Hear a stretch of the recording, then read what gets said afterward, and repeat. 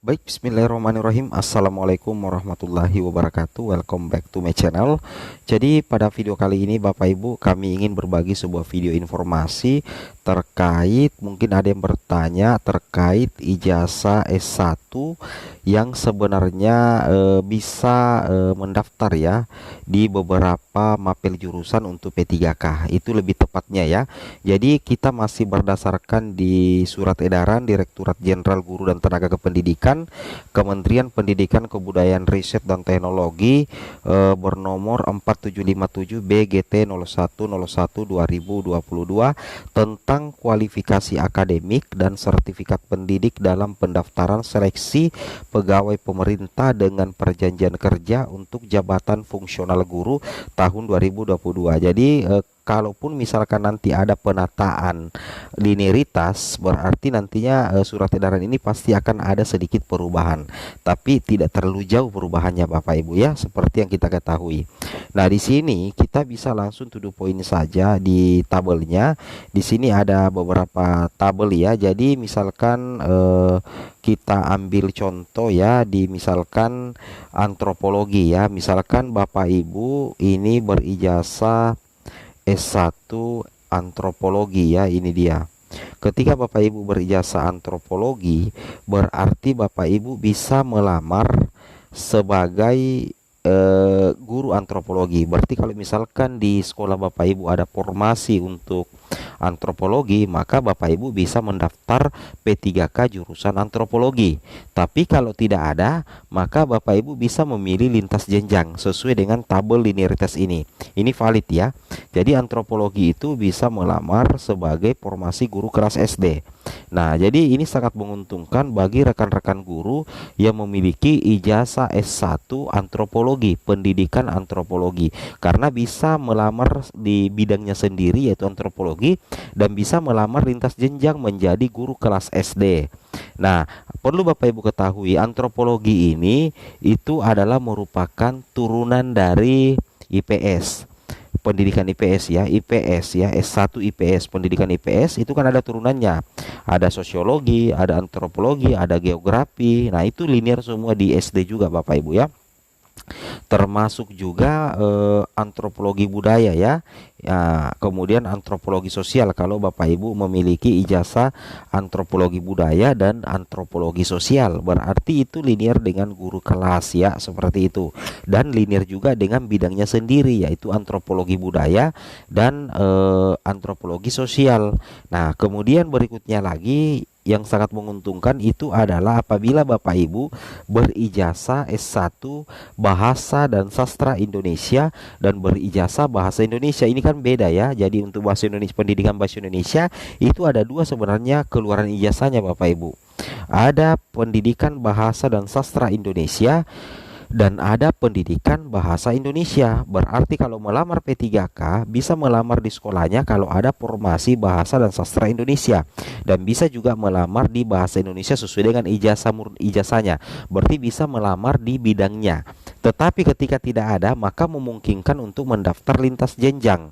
Lagi-lagi yang bisa ditembak itu adalah bidang studi guru kelas di satuan pendidikan SD. Nah, tentunya ini menjadi kabar bahagia dan menguntungkan sekali ya bagi yang memiliki ijazah bahasa dan sastra Indonesia. Banyak sekali di sini Bapak Ibu ya. Nah, kemudian misalkan biologi, ini banyak sekali mempertanyakan ya. Kita ambil contoh biologi. Ini ada biologi Bapak Ibu ya. Nah, ini ada pendidikan biologi. Biologi ini adalah turunan dari IPA ya.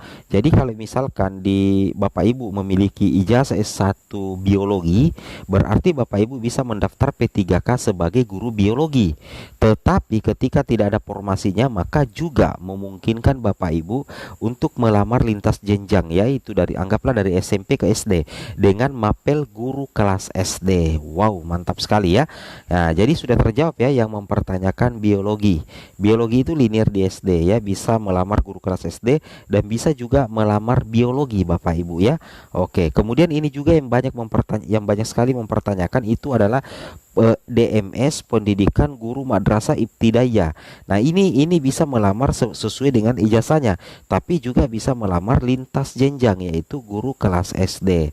Seperti itu ya. Kemudian kita cari yang sering dipertanyakan ini ya, ekonomi ya. Ekonomi ini itu turunan IPS, itu bisa mendaftar sebagai guru ekonomi kalau ada formasinya, tapi kalau tidak ada bisa juga lintas jenjang guru kelas SD Bapak Ibu ya. Oke, seperti itu. Kemudian fisika ya. Fisika ini banyak yang mempertanyakan juga. Fisika itu Bapak Ibu perlu ketahui bahwa fisika itu turunan juga daripada IPA ya. Jadi itu juga linear sebagai guru kelas SD Bapak Ibu. Itu yang harus Bapak Ibu pahami dan Bapak Ibu cermati. Kemudian geografi. Geografi Bapak Ibu yang memiliki ijazah geografi bisa menjadi guru geografi, mendaftar P3K guru geografi kalau ada formasi, tapi kalau tidak ada bisa lintas jenjang guru kelas SD. Seperti itu ya. Nah, itu yang harus dipahami Bapak Ibu ya. Oke.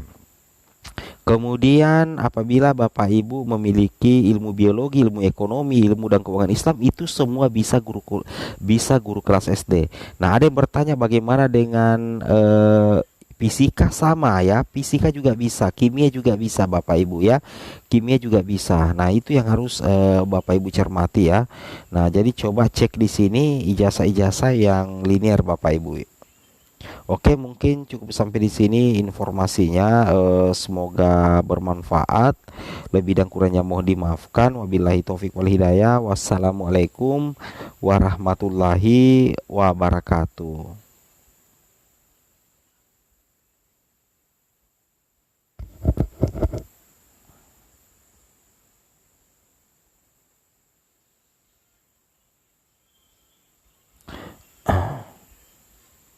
Jadi silakan dicek Bapak Ibu ya. Nah, ini dicek saja ijazahnya. Program studi ijazah S1 itu Bapak Ibu langsung cek saja supaya jelas ya. Nah, ya kita ambil contoh lagi misalkan pertanian. Nah, ini ijazah S1-nya pertanian bisa menjadi guru apa ya, guru pertanian bisa mendaftar sesuai dengan jurusannya, tapi ternyata ijazah S1 pertanian pendidikan yang mungkin ini ternyata itu linear dengan SMP, jenjang SMP mapel IPA. Nah, jadi kalau di SMP ada formasi mapel IPA, maka yang berijazah pertanian dan peternakan itu bisa mendaftar di situ. Nah, kemudian tadris biologi ya, tadris biologi itu bisa juga di SMP IPA ya, bisa melamar formasi IPA di jenjang SMP Bapak Ibu. Wow, luar biasa ya. Ini ya. Nah, jadi kalau di SD itu bukan bukan saja PGSD ya. Jadi termasuk juga ijazah-ijazah satu lainnya yang memang linear sesuai dengan peta linear yang disebar atau diumumkan oleh Kemendikbud Bapak Ibu. Nah, seperti itu ya. Oke. Oke, semoga bermanfaat. Assalamualaikum warahmatullahi wabarakatuh.